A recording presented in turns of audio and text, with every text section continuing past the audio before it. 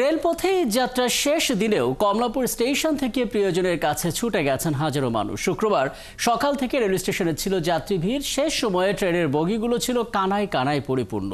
Ticket কাটতে না পেরে অনেকেই জায়গা করে নিয়েছেন ট্রেনের ছাদে। তবে ছিল না সময়সূচি, বিপর্যয়ের কোনো বিড়ম্বনা। বাকিটা জানাচ্ছেন ফরহাদ ইবনে মালিক। সানবিট সব দিবে সামাল। সানবিট ম্যাজিক প্রেস ডিশওয়াশিং এর মাথা ঘোরানো সলিউশন। কমলাপুরের ব্যস্ত প্ল্যাটফর্মে বাঁশিতে সুর তুলছেন শ্রীপুরের মামুন। পাশেই প্ল্যাটফর্মে দাঁড়িয়ে থাকা পঞ্চগড় এক্সপ্রেসের ছাদে উঠতে ব্যস্ত সজীব। দুজনেরই গন্তব্য বাড়ি, উপলক্ষ ঈদ। পঞ্চগড় যাইতে প্রায় 10:30 11টা বাজে আর কি।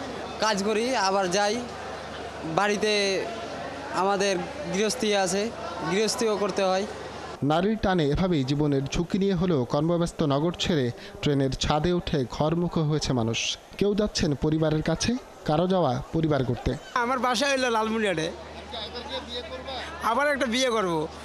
সুন্দর সে স্মার্ট মাইয়া হয়েছে, বিয়ে করব।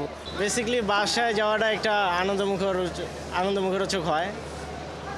ভালো লাগে সবার সাথে একসাথে ঈদ কাটানো, বাবা মা, ফ্যামিলি, আত্মীয় স্বজন। যাত্রাপথে যত ভোগান্তি হোক, ঘরে ফেরা মানুষগুলোর কাছে এ যেন ঈদ আনন্দের সূচনা মাত্র। বাসায় ফ্যামিলি আছে, ঈদ করব সবাই, এটাই আনন্দ। কারণ অনেকদিন পর বাসায় যাব, ফ্যামিলির সাথে ঈদটা উদযাপন করব, আনন্দ লাগছে। আত্মীয় স্বজনের সাথে ঈদটা করা অনেক আনন্দের বিষয়।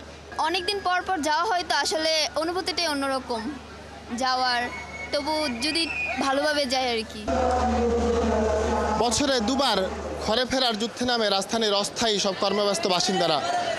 টিকিট কাটার যুদ্ধ, যাত্রাপথের ভোগান্তি আর টিকিট না পেয়ে ছাদে ওঠার ঝুঁকি, সব কিছুই যেন ফিকে নারীর টানে ঘরে ফেরার আনন্দ আর মাটির গন্ধের কাছে। ফরহাদ ইবনে মালিক, ৭১, ঢাকা।